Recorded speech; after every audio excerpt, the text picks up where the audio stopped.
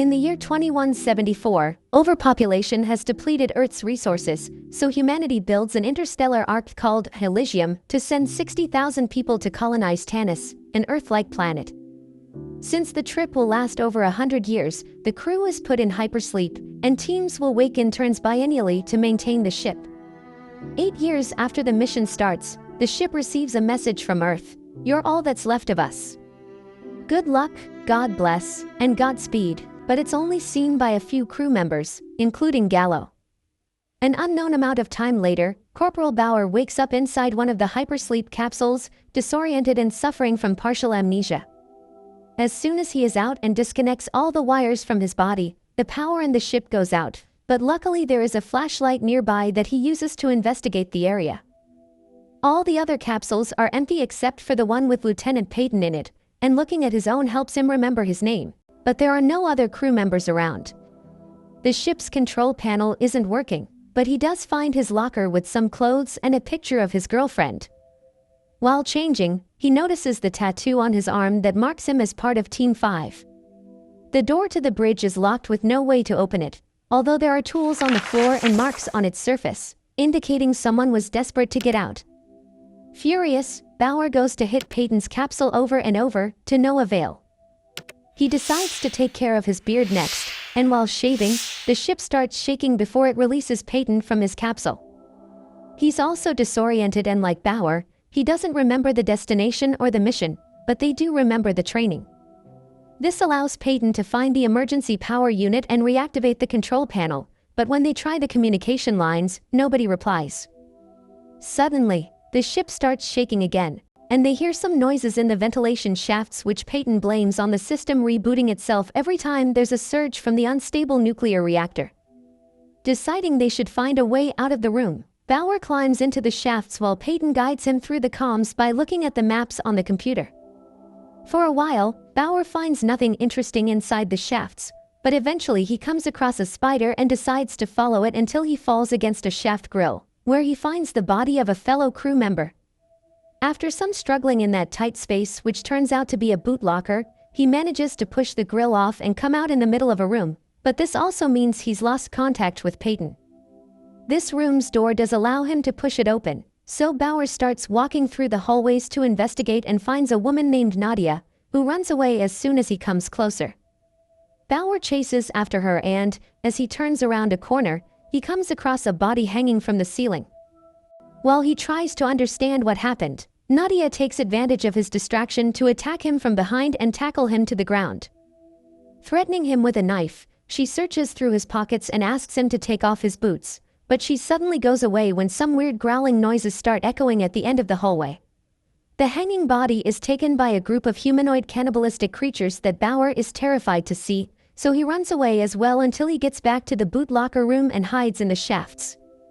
Returning to this location means he regains contact with Peyton, so he has to cover his communicator not to be heard by the monsters. One of the creatures enters the room and finds the body that fell from the ventilation shafts, taking it with it when it leaves. Once he's sure he's alone, Bauer talks to Peyton again and tells him what happened. He thinks they should try to contact the bridge, but Peyton doesn't think there is anyone left on the bridge in the first place, and there won't be help coming because this ship wasn't programmed to return. Bauer gets some of his memories back then, and remembers all about the planet Tanis, which he saw on TV when he was a kid. He also remembers having a lover and that the training included allowing the crew members to bring their wives, so his and Peyton's companions should be somewhere on board. He wants to go out and find them before the creatures do, but Peyton points out it would be impossible to do in a ship this big, so his priority should be regaining control of the vessel to save them all. As he looks around, Bauer finds some anti-riot guns in a closet, so he takes one with him before asking Peyton to guide him through the hallways so he can find the reactor bay and reset it manually. When he sees someone passing by, he steps back and hides while noticing his hands are trembling, which could possibly be a symptom of pandorum, a disorder caused by deep space and emotional stress that can make a person psychotic. Peyton tells him the story of the old Eden mission, where one of the officers had a psychological breakdown and, convinced the flight was evil, he evacuated the ship by launching all the hypersleep capsules into oblivion. While chatting, Bauer continues to investigate the area, unaware that he's being followed. He finds another body hanging from the ceiling, but to his surprise, this one isn't dead. Shepard from Team 4 attacks him at first, thinking Bauer is one of the creatures, but Bauer quickly reassures him and helps him get off the booby trap. Shepard knows as little as Bauer does about the situation and refuses to follow orders, but when a bunch of creatures appears at the end of the hallway, they run away together. Bauer manages to hide, but Shepard falls on one of the traps again, so the creatures start feeding on him. When Bauer tries to shoot one, the monsters finally notice him too and start chasing him until he falls from a very high platform. Suddenly, he's grabbed and dragged away into a locked room by another crew member, Man, who doesn't speak English. Communication is almost impossible, but Bauer does manage to see Man's tattoo and discovers he's from the agriculture unit, so he tells him to wait there while he looks for the reactor, since Bauer is from the flight unit and knows how to handle it. After losing contact with Peyton once more, he makes it to the cargo room, where he's attacked and overpowered by Nadia, but he's quickly saved again by Man. He and Nadia begin a furious battle that Bauer interrupts by shooting his gun in the air, telling them they should all be working together to survive. They accept after Bauer promises them he should be able to fly the ship if he can find a reactor, so Nadia guides them to the correct way. They arrive at a door that she can open only when the reactor surges, so the creatures almost reach them while waiting. Bauer manages to keep them back with his gun long enough for them to enter the room when the surge finally hits, and he finds the place where Nadia has been surviving all this time, the embryonic chamber, where they keep the livestock and wildlife repopulation. They already lost 30% of specimens, and Nadia has lost the other 4 people she woke up with as well. After sharing the fact she's also suffering from partial amnesia, she shares some bugs with them to have as food. Meanwhile, Peyton continues to hit the door to open it to no avail. He also starts hearing noises coming from the shafts, making his paranoia worse. Moments later, from among the wires, he sees a young man emerge. It's Gallo, who is naked and claims to come from the bridge before passing out. When he wakes up sometime later, Peyton starts asking him questions as he notices his tattoo marks him as Team 4. Gallo explains he had to kill his teammates in self-defense when they were overtaken by pandorum, and that's why he's covered in blood. Bauer, Nadia, and Man continue their search for the reactor and cross the hypersleep chamber, where most capsules lay empty because it's the creature's main hunting ground.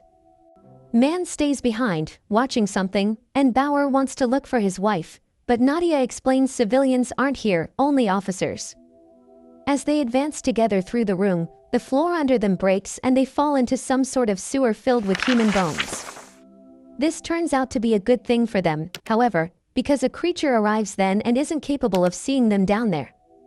After the monster is gone, they climb out of the sewer, only to find the monster waiting for them. It doesn't hesitate to attack them both, and while at first it keeps the upper hand, the fight turns around when Nan arrives and gets the creature off them. By working all together, they manage to kill the monster, but there is another one that has been watching them all along and now is summoning more of his kind to eat the body and attack the humans. As the trio runs away, they notice one of the capsules opening and a crew member waking up, but there's no time to save him. The creatures quickly surround him and feed on him. The 3 of them manage to escape and get inside a barricaded chamber where they meet Leland, the ship's cook.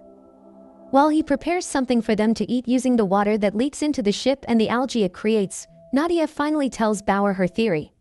The creatures are the members of the crew that mutated into these monsters thanks to the accelerator every officer had gotten injected in them to help them adapt to the environment in Tanis, since this stuff is supposed to jumpstart evolution.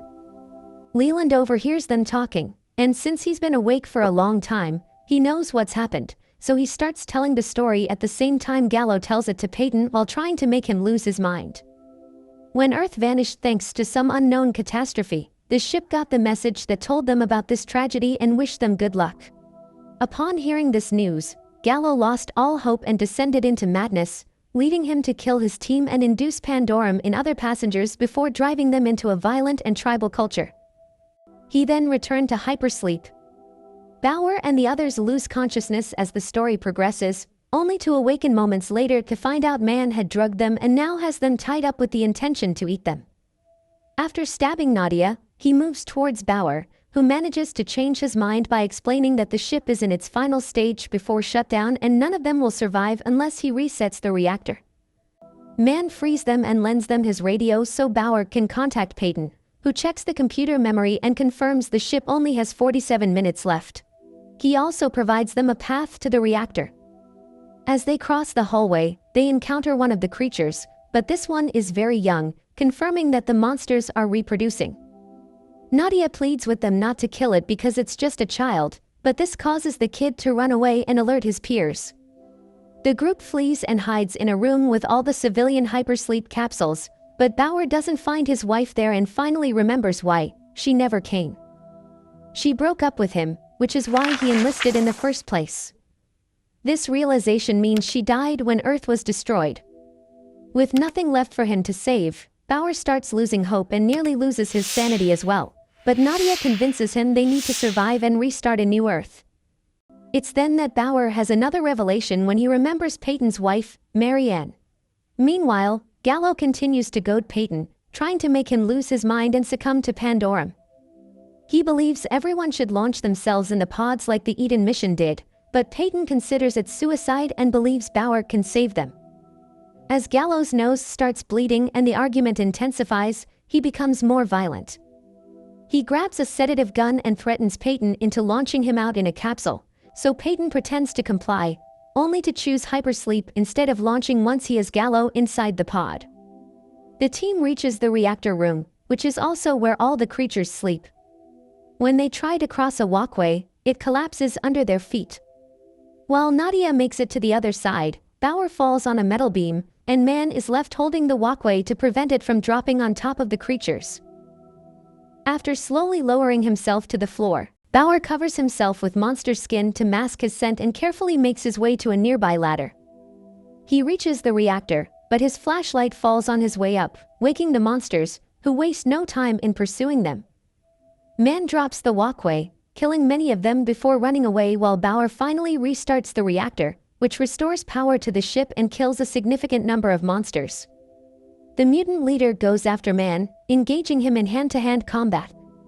After a tough fight, Man defeats and kills it, only to find the mutant child seconds later. He hesitates to kill it, which proves to be a fatal mistake. The child swiftly cuts his throat open. Meanwhile, Bauer and Nadia follow Leland to safety as the rest of the creatures chase them. However, the cook betrays them and locks the door behind him to avoid being caught. Now that the power is back, Peyton manages to open the bridge door just before Gallo escapes the pod. After a struggle, he injects him with the sedative. It is then that Peyton's memories fully return, and he realizes what has been happening. He isn't Peyton, he is Gallo, and the man he's been talking to was a hallucination of his younger self. Peyton had been one of the crew members he killed, and since Gallo took his capsule, he thought himself to be Peyton because of the amnesia. At that moment, Leland arrives at the bridge and pretends to be a friend of Bauer's, but Gallo doesn't care. He simply kills him by injecting a sedative into his eye. After they manage to force the door open and leave the creatures behind, Nadia and Bauer make it to the bridge as well, where Bauer recovers his gun from Leland's body and rushes to the computer to open the flight log, which reveals 923 years have passed since the mission started.